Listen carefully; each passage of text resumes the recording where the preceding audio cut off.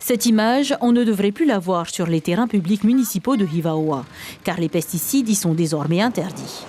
Je pense qu'il y a un réel problème. Il faut lancer le débat, il faut qu'on en parle, il faut se concerter avec tous les services locaux, avec les agriculteurs pour voir ce qu'on peut faire. Une décision plutôt bien accueillie par une partie de la population.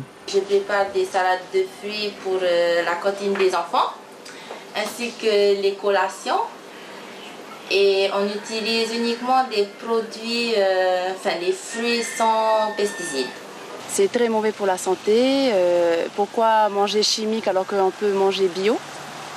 Et j'ai ma fille et je veux le meilleur pour elle. J'allaite également. Donc bien manger, c'est meilleur pour la santé de tous. Nous venons de Bretagne. Et la Bretagne est une région qui sait très très bien de quoi il s'agit, de quoi il retourne, puisque nos terres sont complètement contaminées par les pesticides qui ont été répandus sur les cultures depuis probablement la Seconde Guerre mondiale. Donc à la question posée, qu'est-ce que j'en pense? Le plus grand mal. Ce producteur maraîcher travaille la terre depuis 30 ans.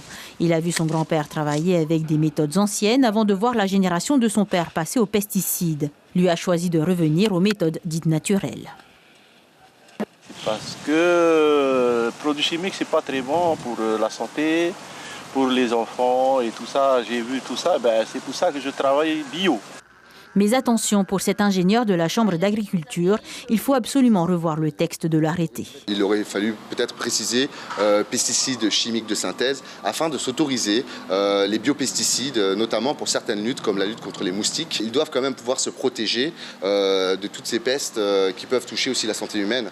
Autre obligation avant que toute l'île de Hivaoa soit bio, accompagner les professionnels du secteur qui n'ont pas encore fait le choix du bio, comme cet agriculteur. On le sait, les agriculteurs sont favorables, ils veulent tous aller vers une agriculture plus propre, mais ils ont besoin d'outils. On a l'exemple du glyphosate aujourd'hui qui n'a pas résolu, on n'a pas l'outil qui se substitue au glyphosate, mais le jour où on l'a, évidemment, les agriculteurs, eux, s'ils peuvent ne pas utiliser les pesticides, ils vont tous le faire. Sur Tahiti, ils ne sont que quelques centaines de professionnels agricoles à avoir adopté le bio, justement parce qu'il faut un accompagnement pédagogique avec des moyens financiers. Des outils qu'il faut aussi à Hivaoa pour qu'elle gagne son pari du zéro chimique.